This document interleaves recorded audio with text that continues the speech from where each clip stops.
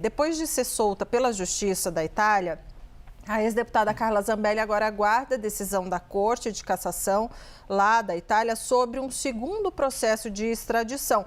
Esse relacionado ao episódio no qual Zambelli perseguia um homem armado, né? Quer dizer, ela estava armada, ela perseguia um homem estando armada em 2020, às vésperas do segundo turno da eleição presidencial. Conta pra gente, então, o que é? Ou seja, ela ainda corre risco de ser extraditada?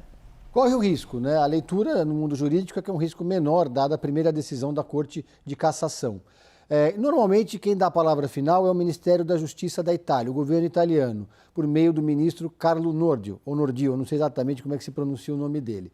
Mas esse ministro, portanto, agora, em relação a esse primeiro processo, que é a invasão hacker ao portal da CNJ, ele já está resolvido. Ou seja, se o ministro se manifestar, deve ser uma coisa protocolar, porque ele não vai atropelar uma decisão da Justiça. Mas existe esse segundo caso que ainda não foi avaliado, ou seja, Carla Zambelli está em liberdade, não está mais no presídio, mas na Itália segue ainda em um período de avaliação sobre o caso da perseguição armada que aconteceu aqui perto da Avenida Paulista, na eleição de 2022. Aliás, um episódio que muita gente acredita a derrota de Jair Bolsonaro para esse episódio. Então, nesse caso ainda, a Corte de Cassação da Itália, que no primeiro caso ela anulou a decisão da Corte de Apelação, ainda vai avaliar se é o caso ou não da extradição de Carla Zambelli ou se deixa ela livre em definitivo na Itália.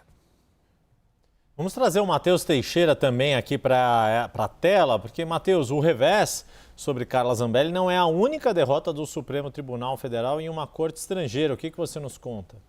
Perfeito, Yuri. Isso que a gente está vivendo essa novela acerca da Carla Zambelli, a gente teve episódios muito parecidos em relação ao blogueiro Alan dos Santos, nos Estados Unidos, e ao outro blogueiro, Oswaldo Eustáquio, na Espanha. Nos dois casos, as justiças dos seus respectivos países também rejeitaram a extradição. Alan dos Santos, que é um blogueiro bolsonarista, apoiador do ex-presidente Jair Bolsonaro de primeira hora, hoje mantém uma relação inclusive de proximidade com o ex-deputado Eduardo Bolsonaro nos Estados Unidos, faz uma série de publicações nas redes sociais sempre alinhadas ao projeto bolsonarista, e também nos Estados Unidos ali o Supremo Tribunal Federal tentou extraditar Alan dos Santos para que ele cumprisse pena no Brasil em relação às investigações em curso no Supremo Tribunal Federal, mas não teve sucesso. A Justiça dos Estados Unidos entendeu que eram crimes ali de opinião, que estavam protegidos pela liberdade de expressão, diferentemente da interpretação que o judiciário brasileiro havia dado. Em relação ao Oswaldo Eustáquio, a situação é parecida. A Justiça da Espanha rejeitou a extradição, a Advocacia Geral da União chegou a apresentar um recurso e, novamente, depois do recurso, mais uma vez reafirmou o entendimento de que ele não poderia ser extraditado para o Brasil para cumprir pena aqui. Em relação a Carla Zambelli, o Supremo Tribunal Federal ali nos bastidores chegou a alimentar uma esperança de que conseguiria de fato trazê-la para o Brasil para cumprir a pena.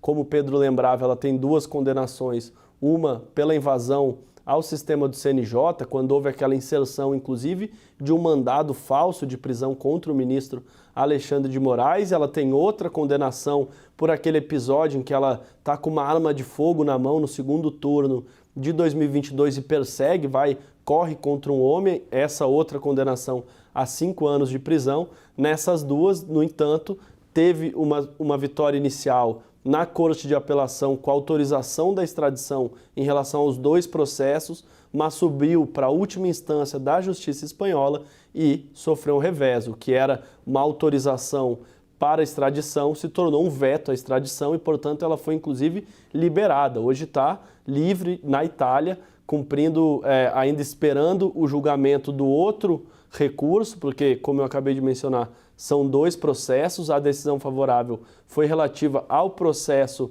do CNJ e ela aguarda agora o outro julgamento. Mas os advogados de Carla Zambelli, que inclusive a gente entrevistou aqui, afirmaram que nesse julgamento favorável já foi mencionado também o outro caso da perseguição e do porte ilegal de arma e que, portanto, a tendência é que tenha uma decisão muito parecida em relação a esse outro processo. Portanto, o Supremo Tribunal Federal Brasileiro, essa terceira tentativa de extradição de pessoas investigadas ali e que eram próximas do ex-presidente Jair Bolsonaro, e pela terceira vez tem um veto à extradição e, portanto, eles conseguem se manter em liberdade longe da jurisdição do Brasil. Além disso, como a gente trouxe aqui mais cedo, houve essa notificação ao ministro Alexandre de Moraes no processo movido contra a empresa do presidente dos Estados Unidos, que é a administradora de uma rede social, e também contra a Rumble, que é outra plataforma de redes sociais. Foi notificado o ministro Alexandre de Moraes, agora o governo